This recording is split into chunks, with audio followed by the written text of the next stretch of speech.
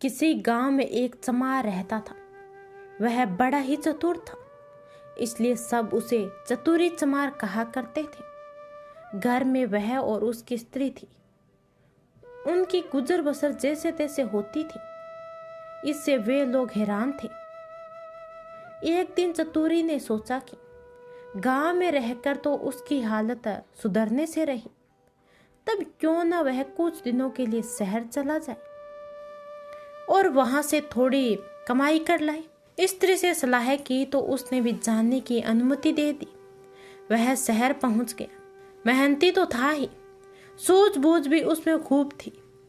कुछ दिनों में उसने 100 रुपये कमा ली। इसके बाद वह गांव को रवाना हो गया। रास्ते में घना जंगल पड़ता था। जंगल में डाकू रहते थे।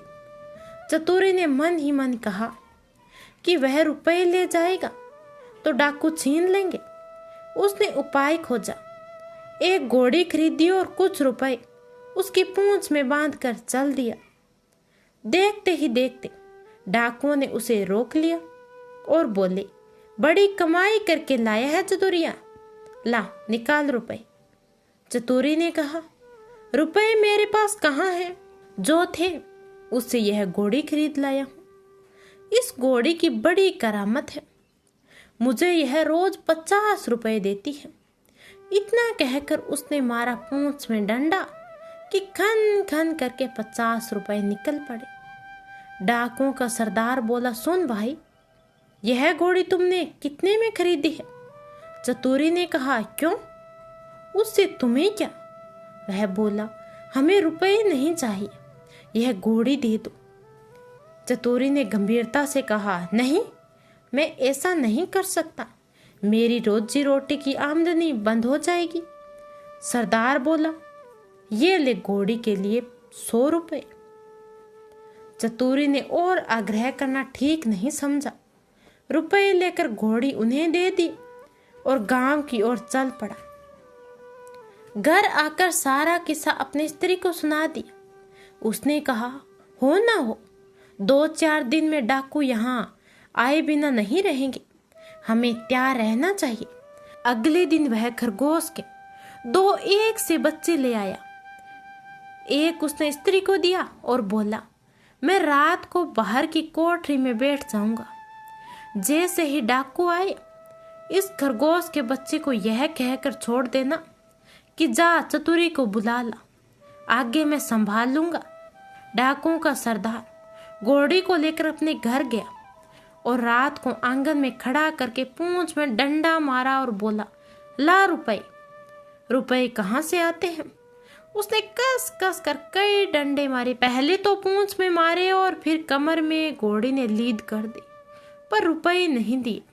सरदार समझ गया कि चतुरी ने बदमाशी की है, पर उसने अपने साथियों से कुछ नहीं कहा। घोड़ी दूसरे के यहाँ गई और तीसरे के यहाँ गई। उनकी खूब मरम्मत हुई, पर रुपए बेचारी कहाँ से देती? चतुरी ने उन्हें मूर्ख बना दिया था, लेकिन इस बात को अपने साथी से कहे तो कैसे? उसकी हंसाई जो होगी। आखिर 5वें डाकू के यहाँ जाकर घोड़ी ने तो दम तोड़ दिया। तब भेद खुला। फिर सारे डाकू मिलकर एक रात को चतुरी के घर पहुंचे। दरवाजा खटखटाया। चतुरी की घरवाली ने दरवाजा खोला। सरदार ने पूछा, कहाँ है चतुरी का बच्चा? स्त्री बोली, वह खेत गए हैं, आप लोग बैठे, मैं अभी बुला देती हूँ। इतना कहकर उसने खरगोश के बच्चे को हाथ में लेकर दरवाजे के बाहर छोड़ दिया और बोली, जा रे, चतुरी को फौरन बुला ला। क्षण भर बाद ही डाकू ने देखा कि चतुरी खरगोश के बच्चे को हाथ में लिए चला आ रहा है। आते ही बोला, आप लोगों ने मुझे बुलाया है। इसके पहुंचते ही मैं चला आया। वारे खरगोश! डाकू गुस्से में भरकर आए थे, पर खरगोश को देखते ही उनका गुस्सा काफूर हो गया। सरदार ने अचरज में भरकर पूछा, यह तुम्हारे पास पहुंचा कैसे? चतुरी बोला, यही तो इसकी तारीफ है। मैं 7वें आसमान पर हूं तो वहां से भी बुला कर ला सकता है। सरदार ने कहा, चतुरी, यह खरगोश हमें दे दे, हम लोग इधर उधर घूमते रहते हैं और हमारी घरवाली परेशान रहती है। वह इसे बेचकर हमें बुलवा लिया करेगी। दूसरा डाकू बोला कि तूने हमारे साथ बड़ा धोखा किया है। रुपए ले आया और ऐसी घोड़ी दे आया कि जिसने एक पैसा भी नहीं दिया और मर गए। खैर, जो हुआ सो हुआ, अब यह खरगोश दे।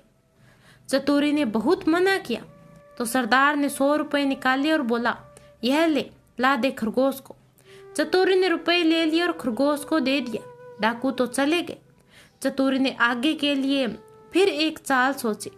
उधर डाकुओं के सरदार ने खरगोश को घर ले जाकर अपनी स्त्री को दे दिया और उससे कह दिया कि जब खाना तैयार हो जाए तो इसे भेज देना।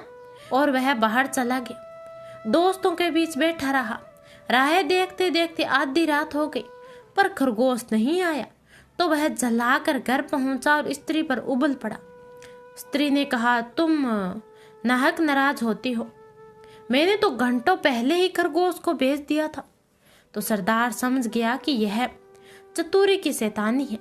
वे लोग तीसरे दिन रात को फिर चतुरी के घर पहुंच गए। उन्हें देखते ही चतुरी ने अपनी स्त्री से कहा, इनके रुपए लाकर दे दे। स्त्री बोली, मैं नहीं देती, नहीं देती। चतुरी घर जा और उसने कुल्हाड़ी उठाकर अपनी स्त्री पर वार किया। स्त्री लहूलुहान होकर धरती पर गिर पड़ी और आंखें मूंद गई। डाकू तो दंग रह गए और उन्होंने कहा, अरे चतुरी, तूने यह क्या कर डाला? चतुरी बोला, तुम लोग चिंता न करो, यह तो हम लोगों की रोज की बात है, मैं इसे अभी जिंदा कर देता हूँ। इतना कहकर वह अंदर गया और वहां से एक सारंगी उठा लाए। जैसे ही उसे बजाया कि स्त्री जाग उठी। चतुरी ने उसे पहले से ही सिखा रखा था और खून दिखाने के लिए वैसा रंग तैयार कर लिया था। नाटक को असली समझकर डाकुओं का सरदार चकित रह गया और उसने कहा, चतुरी भैया, यह सारंगी तू हमें दे दे। चतुरी ने बहुत आनाकानी की तो सरदार ने 100 रुपए निकाल कर दे दिए और सारंगी लेकर वे घर चले गए। घर पहुंचते ही सरदार ने स्त्री को फटकारा और स्त्री कुछ तेज हो गई तो उसने आव देखा न ताव कुल्हाड़ी लेकर गर्दन पे इतनी जोर से वार किया कि अलग कर दी। फिर सारंगी लेकर बैठ गया और बजाते बजाते सारंगी के तो तार ही टूट गए, लेकिन स्त्री ने आंखें नहीं खोली। सरदार अपनी मूर्खता पर सिर धुन कर रह गया, पर अपनी बेवकूफी की बात उसने किसी को नहीं बताई और एक के बाद एक सारे स्त्री के सिर कट गए। भेद खुला तो डाकुओं का पारा आसमान पर चढ़ गया।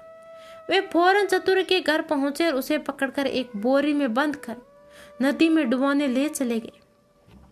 रात भर चलकर सवेरे वे एक मंदिर पर पहुंचे। थोड़ी दूर पर नदी थी। उन्होंने बोरी को मंदिर पर रख दिया और सब चले गए। उनके जाते ही चतुरी चिल्लाया, मुझे नहीं करनी, मुझे नहीं करनी। सुयोंग से उसी समय एक ग्वाला अपनी गाय भैंस लेकर आया। उसने आवाज सुनी तो बोरी के पास गया और बोला, क्या बात है?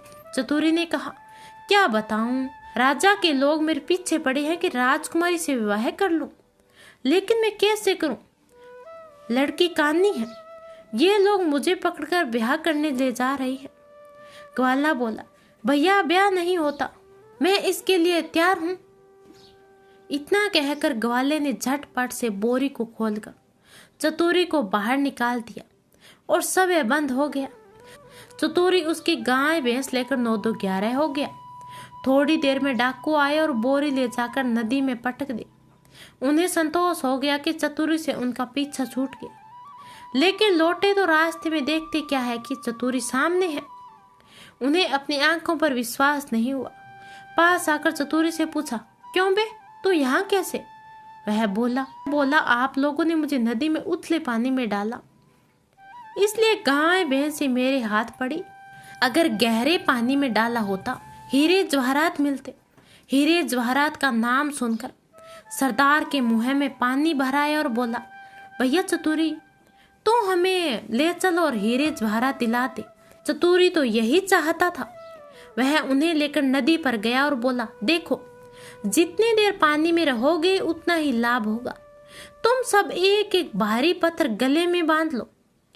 लो भी क्या नहीं कर सकता। उन्होंने अपने गले में पत्थर बांध लिए और एक कतार में खड़े हो गए। चतुरी ने एक एक को धक्का देकर नदी में गिरा दिया। सारे डाकुओं से हमेशा के लिए छुटकारा पाकर चतुरी चमार गाय भैंस लेकर खुशी खुशी घर चला गया और अपनी स्त्री के साथ आनंद से रहने लगा। तो दोस्तों, इस कहानी से हमें यही सीख मिलती है कि किसी की भी बातों में नहीं आना चाहिए। धन्यवाद। मिलते हैं अगली कहानी में।